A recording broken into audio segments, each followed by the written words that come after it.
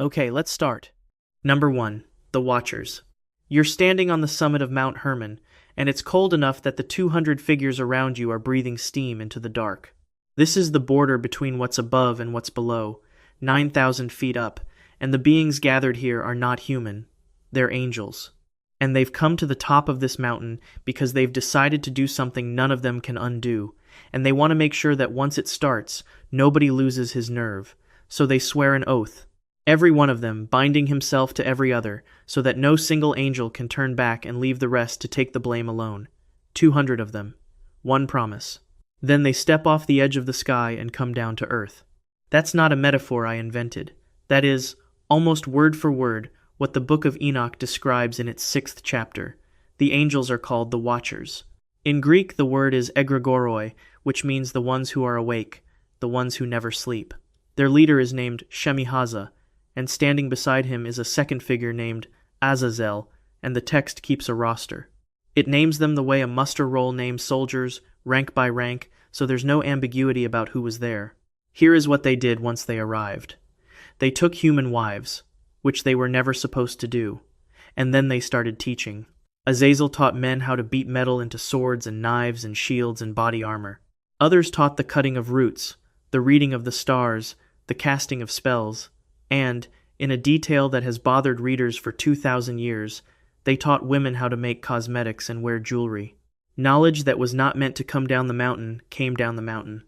The Watchers didn't fall, they chose. Now, if this sounds like it belongs in the Bible, that's because it almost was.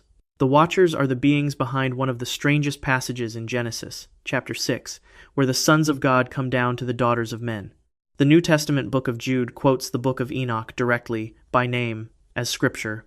And when archaeologists opened the Dead Sea Scrolls, there were fragments of Enoch in the original Aramaic, sitting there among the oldest religious documents ever found, proving the book was already ancient before Christianity existed. But here's the detail that everyone missed at the time.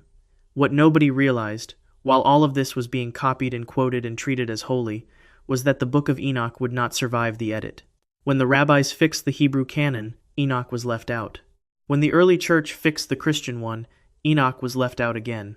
The one book that names the Watchers, that records the oath, that lists them by name and tells you exactly what each one taught, got cut out of nearly every Bible on earth. It survived complete in only one place, in the mountains of Ethiopia, in an old language called Ge'ez, kept by a church that never got the memo to throw it away. You'd think someone would have said something. Nobody did. And the Watchers themselves got a sentence that fits the theme of everything you're about to hear. God doesn't destroy them. He binds them. The archangel Raphael is sent to chain them in the valleys under the earth, in darkness, to wait there until the final day of judgment. Not killed. Filed away. Locked in the ground with an expiration date thousands of years in the future, in a book that was itself buried in the sense that it was cut out of the record and forgotten by almost everyone. So think about the shape of that for a second.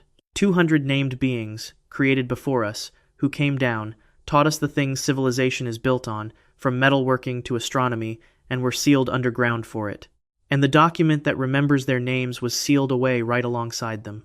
The beings ended up buried in the earth, and the record of them got buried in the canon, cut out and forgotten by the same instinct that put the beings underground in the first place. But this is only one tradition's version of what came first. The Watchers were bound and hidden, which is bad enough. Other scriptures didn't chain their pre-human beings or quietly write them out. Sometimes God simply killed one, in the open, at the very start of things. The oldest of those stories is about a being older than dry land itself, a creature who was handed the very first command ever given, refused it, and was struck dead on the spot. And the tradition says his death is the only reason there's any solid ground for you to be standing on at all. Number 2. Rahab. The dry land you're standing on only exists because a being refused a direct order from God and was killed on the spot for saying no. That's not a figure of speech. It's a story preserved in the Talmud, and it's about the very first act of creation, the moment the water was pulled back to make room for solid ground. There was someone in charge of that water. He had a name, and when God told him what to do, he said no. His name was Rahab, and the tradition calls him the Prince of the Sea, not a god, the way Tiamat was a goddess. Rahab is a created being, made by the God of the Bible, set over the primordial ocean that covered everything before the world had a shape. In the beginning, the texts say, there was only that water, endless, in every direction, and nothing dry anywhere, and God gave one command. He told Rahab, the minister of the sea, to open his mouth and swallow the waters down, to pull the ocean into himself so that dry land could rise up out of it. Rahab refused. The Talmud, in the tractate Bava Batra, records his answer, and it's almost petty in its smallness. He said it was enough for him to stay within his own domain. He didn't want to take on more. He didn't want to swallow the world's water. He looked at the first job ever assigned to a created being, and he turned it down. This is where the story takes a turn nobody expected. God didn't argue. God didn't ask twice. The text says God struck him immediately and killed him. The prince of the sea was executed for one refusal, at the dawn of everything, before there was a single human being alive to witness it, and the book of Job points right at it. Job, chapter 26, says that God, by his power, stilled the sea, and by his understanding, he struck down Rahab. It's sitting there in the Hebrew Bible, in plain sight, a one-line memo about God killing the being who said no. Let me say that back in plain words, because it's easy to glide over. Before people, before the garden, before the flood, the towers, any of the famous stories. The first thing that happens after the raw material of the universe is laid down is that God gives an order, a created being disobeys it, and God kills him for it. The very first death in creation isn't a human sin, it's a management dispute. And here's the part that ties Rahab to everything else on this list. His body didn't just vanish. The tradition says God hid Rahab's corpse under the sea, and it gives a strange, specific reason. His remains are so foul that if the waters didn't cover him, the stench alone would be unbearable, and no living creature could stand near it. So in this telling, the ocean isn't only water. It's a lid, the covering God laid over the body of the being he killed at the start of the world, and every drop of it is there, in part, to keep the dead prince of the sea out of sight. The Hebrew Bible keeps circling back to him too, always with the same violent language. In the book of Isaiah, chapter 51, there's a line that asks, "Was it not you who cut Rahab to pieces, who pierced the dragon?" In the Psalms, God is praised for crushing Rahab like a carcass. This is not a being who was honored or mourned. Every mention is a fresh reminder that God broke him, split him, put him down. So look at what we have after just 2 entries. The watchers were bound in the earth, and Rahab was killed to make the earth, then buried under the sea that killed nothing else. 2 beings, created before us, removed at the very foundation of the world, and in both cases the removal is not hidden. It's written into the record, in the Talmud, in Job, in Isaiah, in the Psalms, over and over, as if the tradition couldn't stop returning to the scene. But Rahab, at least, was a monster in an ocean, something vast and inhuman and far away. The next beings created before us weren't in the sea. According to a scripture, followed by nearly 2 billion people today, they were right here, on the land, walking around, an entire race of them, made not out of water or spirit, but out of fire, and they were living on this planet before the first human ever drew breath. Number 3. The Jan. Reach out and touch a flame, and pull your hand back before it burns. That flickering thing, hot, alive, casting no smoke, is the raw material that one of the world's largest religions says God used to build an entire race of beings before he ever got around to us. Not angels, which were made of light. Not humans, which were made of clay. Something in between, made of fire, and the tradition is specific about the timing. They were here first. The Quran states it directly. In chapter 15, verse 27, right after describing the creation of man from clay, the text says of the jinn, "And the jinn we created before, from scorching fire." Before Adam, and in chapter 55, it names the material again, calling it a smokeless flame of fire. The classical commentators, the scholars who spent their lives explaining these verses line by line, drew the obvious conclusion. There was a first one of them, a father of the jinn, the way Adam is the father of humanity. One of the great commentators, Ibn Kathir, puts it plainly. The position of that first jinn among the jinn is the same as the position of Adam among human beings. So the picture the scripture paints is this: 3 kinds of created being, sorted by what they're made of. Angels from light, jinn from fire, humans from clay. And of those 3, the fire people came before the clay people. When the first human opened his eyes, the world was not empty. it was already occupied. If a whole race of beings living here before us is the kind of thing you somehow never got taught in school, hang around, because this is the third example, and it only gets stranger from here. Subscribe and keep going.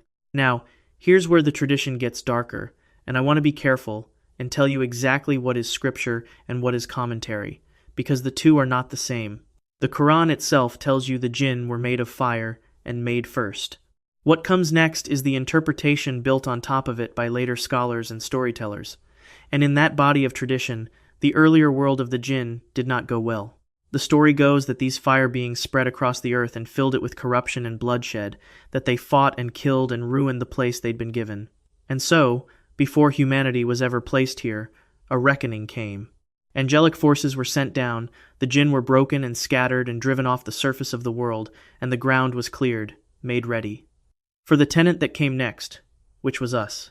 I mean, think about that for a second. In this telling, we are not the original inhabitants of the planet. We're the second draft. There was a whole civilization of beings here. Before the first man drew breath, they had their run, it ended badly, and the cleanup happened out of sight, before the human story even starts on page 1. You were taught that history begins with people. This says the ground under history has a whole earlier chapter, and it ends with an eviction. And notice, again, the shape of it. The jinn were not simply forgotten. In this tradition, they were actively cleared away to make room, pushed to the edges, driven out. And what's left of them in the popular imagination is a cartoon, a genie in a lamp granting wishes, which is about as far from a fireborn race that once ruled and lost the earth as you can possibly get. The being got flattened into a joke, and that is its own kind of erasure. Nobody had to burn the record. The truth just shrank into a children's story until nobody remembered it was ever anything else. The watchers were chained under the ground.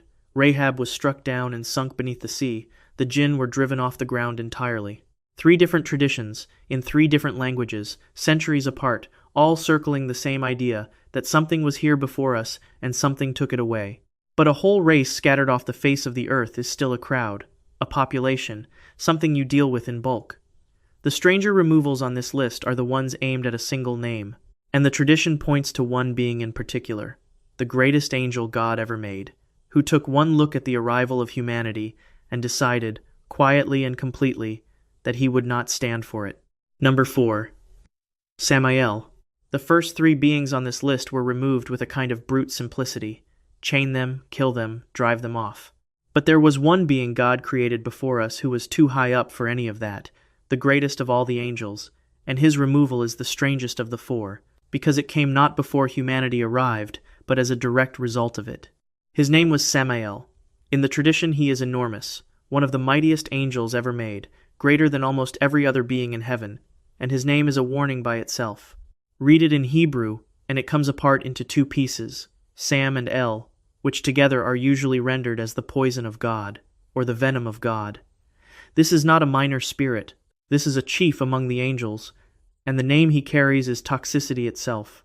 Here's what went wrong, and it went wrong at the exact moment humans entered the picture. When God made the first people and set them in the garden and gave them the run of creation, not every angel was happy about it, and Samael, the greatest of them, would not accept it. So he did something no angel was supposed to do. He came down, and the tradition is very specific about how. He didn't come as himself. According to the collection of teachings called the Chapters of Rabbi Eliezer, Samael took the serpent as his mount, climbed onto it the way a rider climbs onto a horse, and used it to get to the woman in the garden. The talking snake that ruins everything in the 3rd chapter of Genesis, in this older telling, isn't acting alone. It's being ridden.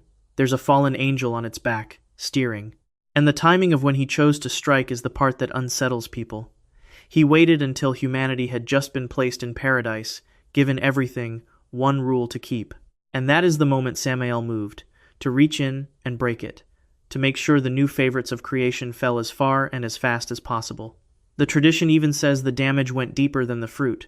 It holds that Samael, through the serpent, is the true father of Cain, the first murderer, so that the first killing in human history traces back up the line to the poison angel who refused to accept us. For that he was brought down. The being who stood among the highest angels, closest to the throne, was cast out of his rank, stripped of his standing, and turned into the adversary, the accuser, the one who from then on stands in the divine court and argues for humanity's guilt. The tradition also gives him a second job, and it's a heavy one. Samael, the poison of God, becomes the angel of death, the greatest angel, demoted into the being who comes for every single life at its end. Now sit with the shape of that, because it's different from everything before it. Rahab was killed for disobeying God. The Watchers were bound for what they taught, but Samael's fall wasn't about defying heaven in the abstract. He went after us, specifically, the newcomers, the clay creatures who had taken the place at the center of creation that he felt should never have been given away.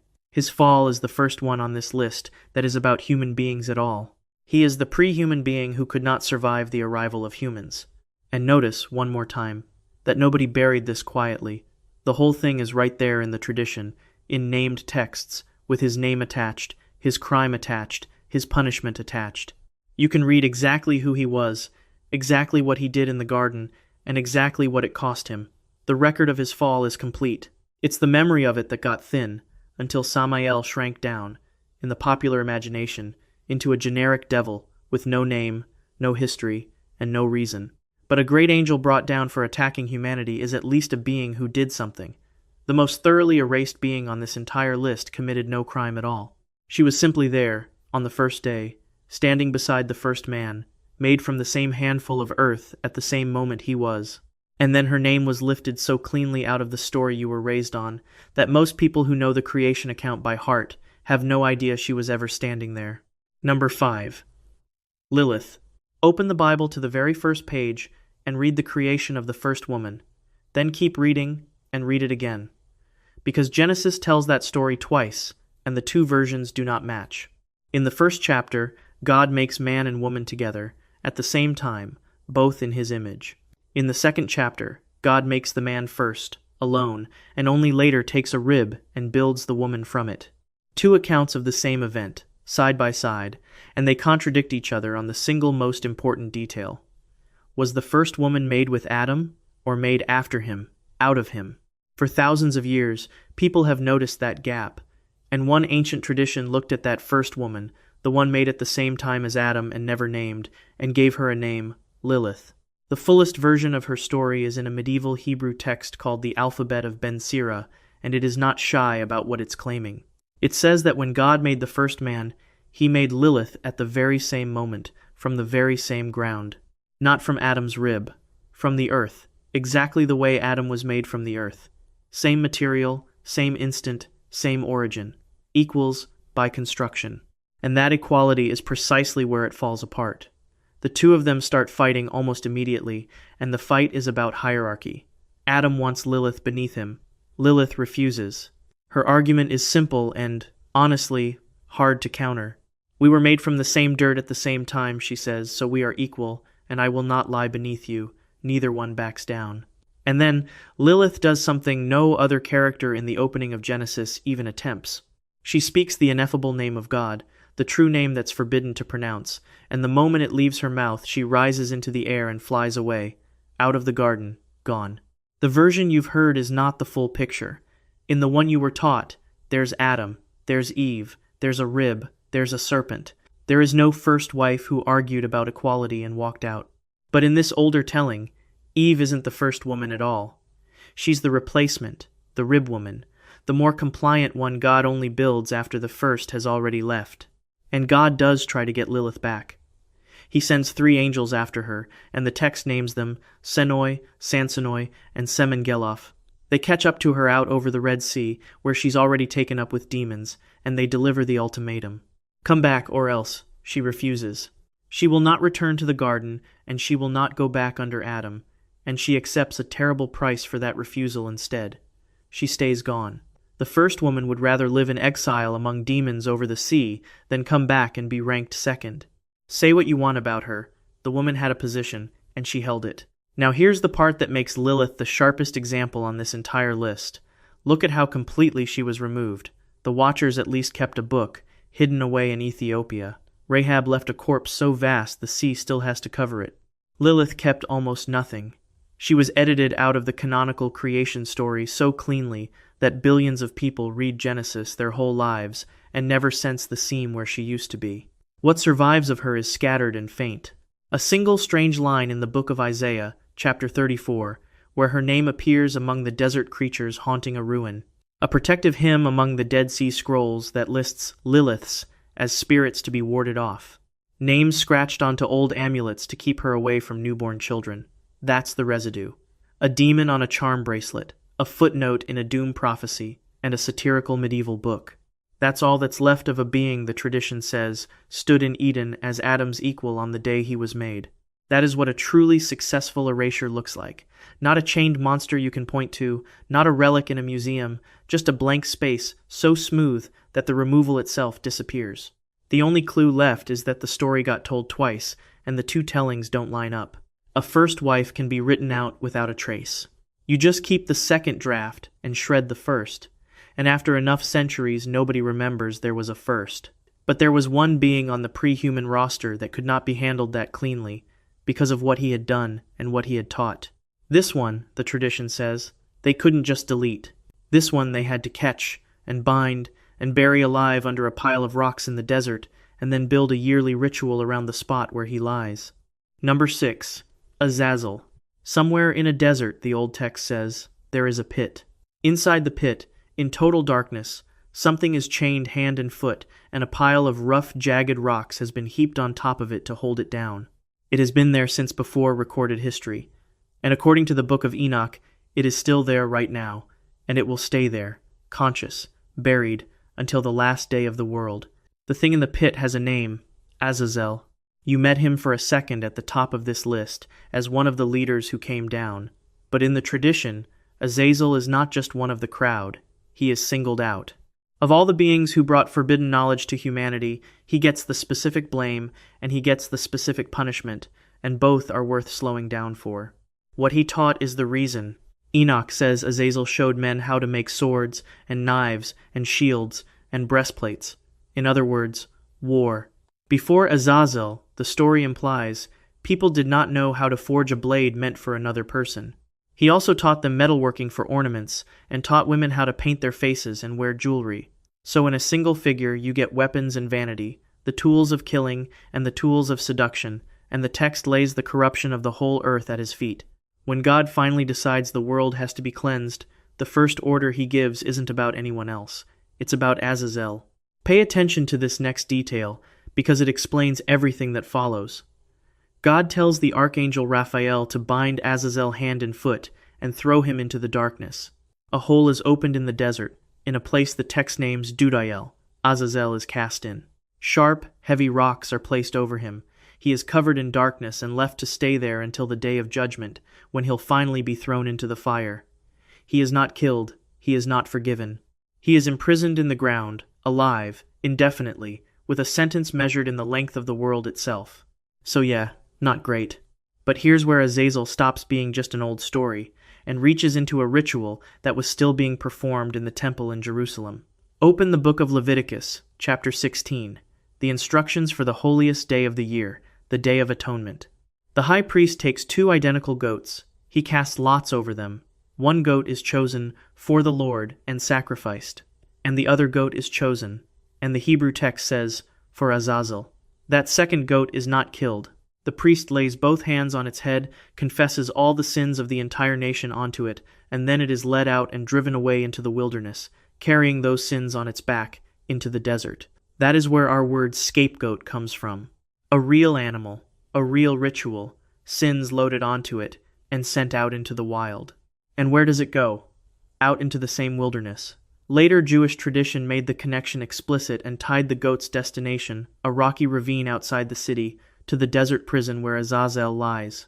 So, once a year, on the most sacred day on the calendar, the sins of an entire people were physically walked out into the wasteland, toward the buried being who was blamed for bringing sin into the world in the first place. The nation's guilt sent back to its source, under the rocks.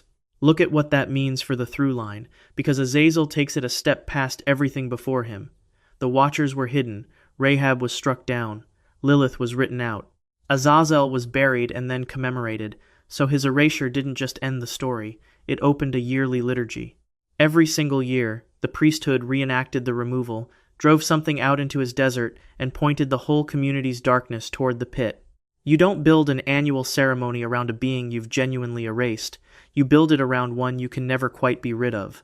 Where Lilith's deletion was so clean it left nothing but a blank, Azazel's was so incomplete that they had to keep repeating it, year after year, just to keep him down. He's still under the rocks, the text insists, chained, waiting, in the dark. Now hold that image, and leave the desert behind completely, because the next being wasn't hidden in the ground, or driven into the wild. The next one was killed out in the open water, on the 5th day of creation, by God's own hand, before the ink on the universe was even dry. And the strangest part is who did the killing, and why. Number 7. Leviathan. On the 5th day of creation, according to Jewish tradition, God made a sea creature so enormous that the ocean was built to be its container. Its name was Leviathan. And here is the detail that turns a monster into a mystery. God didn't make one. He made two, a male and a female. And before that same 5th day was over, one of them was already dead, killed by God himself, on purpose, hours after he created it. That's not a typo, by the way. The creature that shows up in the book of Job as the ultimate proof of God's power, the beast no human could ever hope to catch, the one whose description takes up an entire chapter, was, according to the rabbis, born in a breeding pair and then deliberately cut down to a single individual on the day it was made. Leviathan is scattered all through the Hebrew Bible, and every appearance is soaked in violence. In Psalm 74, God is praised for crushing the heads of Leviathan.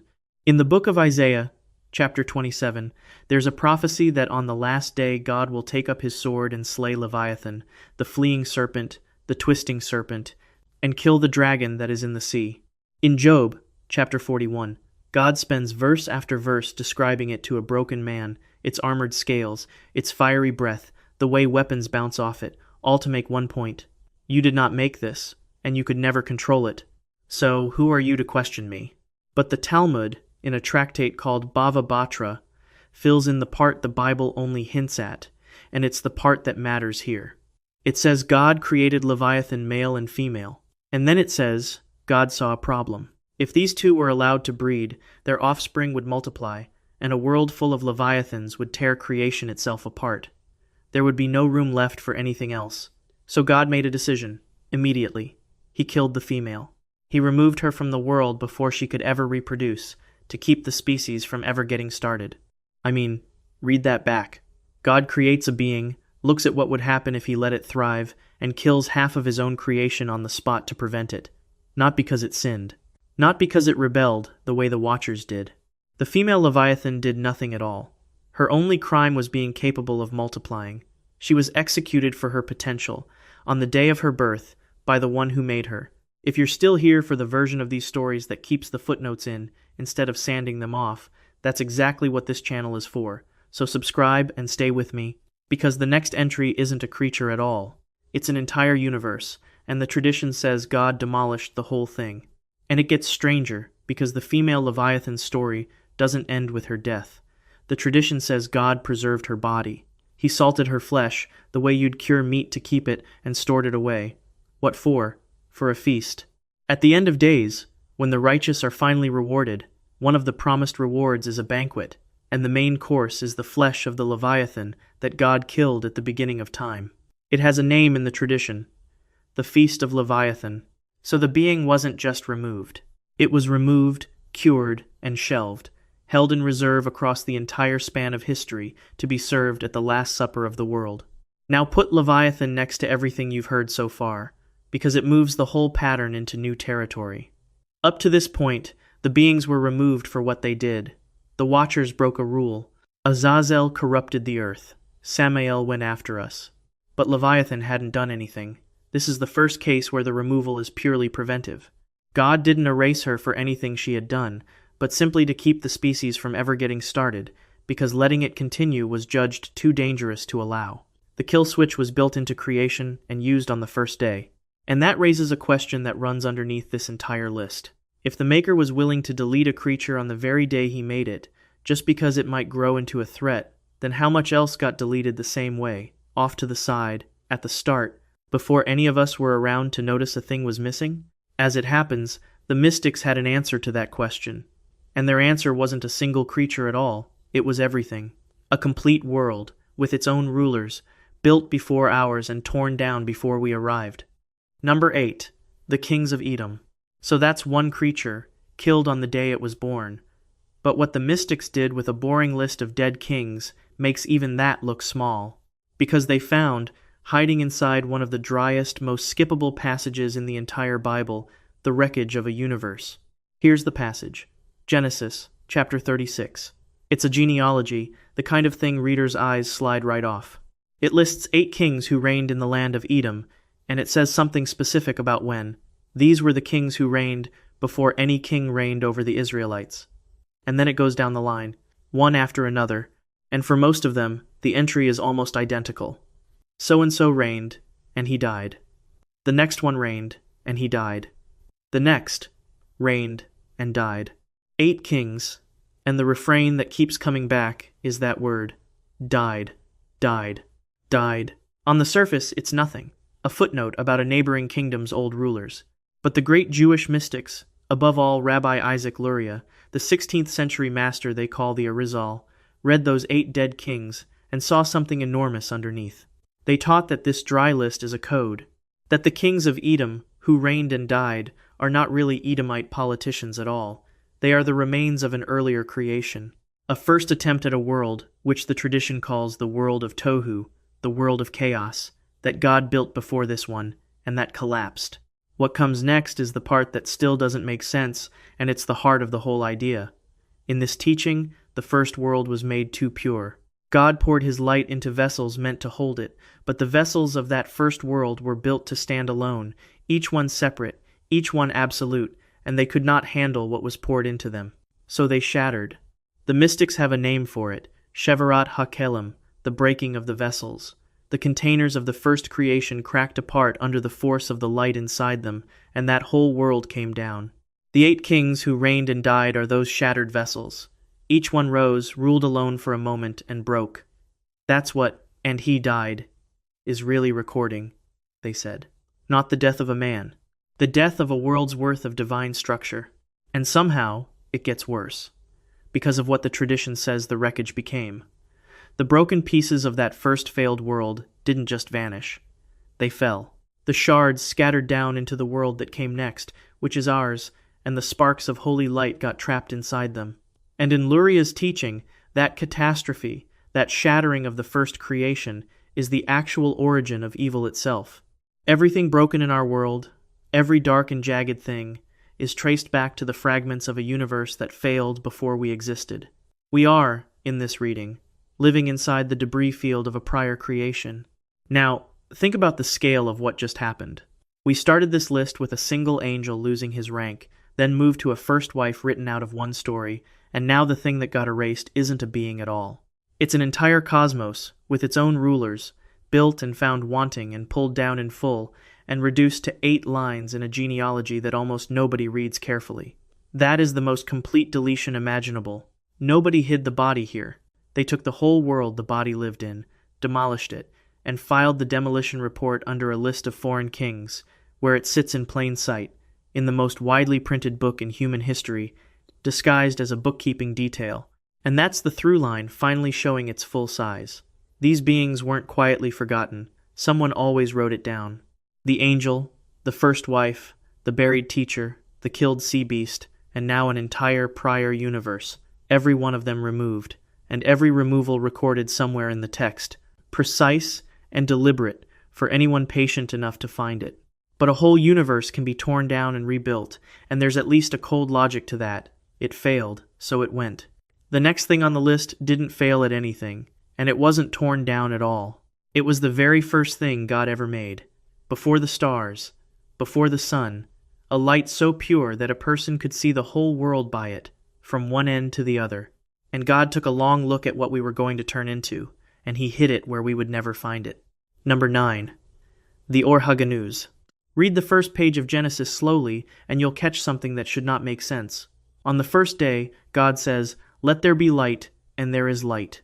But the sun, the moon, and the stars don't get created until the 4th day, so stop and ask the obvious question. If the sun didn't exist yet, then what, exactly, was shining for those first 3 days? What was that light on day 1, if it wasn't coming from any source we'd recognize? The Jewish tradition has an answer, and it's one of the most beautiful and unsettling ideas in all of Scripture. That first light was not sunlight.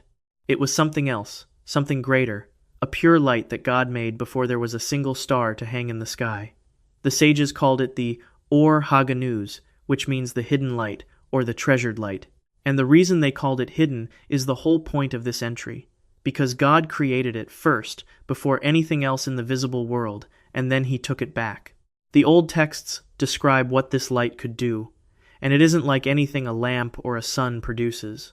The Talmud, in the tractate Shagiga, says that with the light of the first day, a person could see from one end of the world to the other.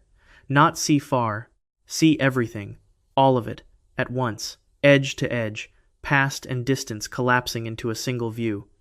This was a light you didn't just see by, it was a light you understood by. And for a moment at the beginning, it filled all of creation. Then God looked ahead, and this is the turn. The tradition says God looked down the timeline of the world he was building and saw who was coming. He saw the generation of the flood, the people so corrupt he would one day drown them. He saw the generation that built the tower at Babel. He looked at what humanity was going to become, and he decided that people like that could not be allowed to have this light. They were not worthy of a radiance that let you see the whole world and understand it. So, the texts say, God stood up and he hid the light away. He genized it, sealed it, put it in reserve, and stored it for the righteous, for the far end of history, for a world to come that hasn't arrived yet. Think about what that actually means, because it's easy to let it float past as poetry. The single greatest thing in all of creation, the first thing God ever made, still exists. It was never destroyed. It's just been taken out of the world and locked away, on purpose, specifically so that we can't reach it. Not because it did anything wrong. It's light. It has no will, no rebellion, no crime. It was removed for the opposite reason.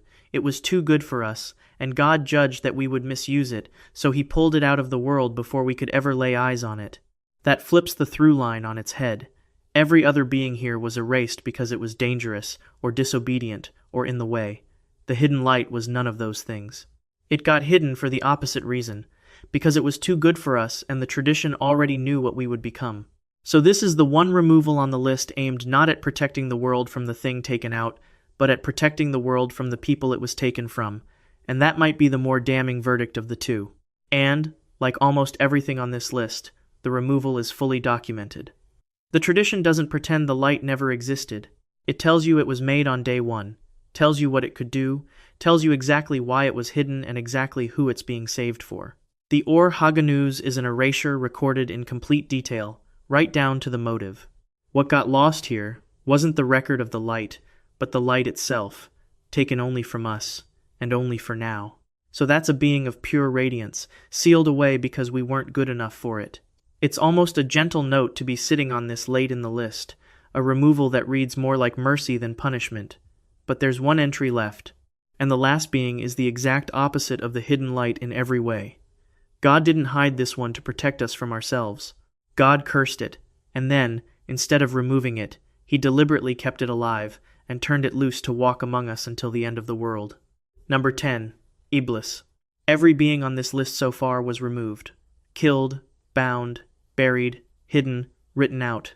But the last one breaks that rule completely, and it's the reason he's the most dangerous name here, because God didn't remove Iblis. God cursed him, and then God chose to keep him alive, and then God gave him permission to come after us until the end of time.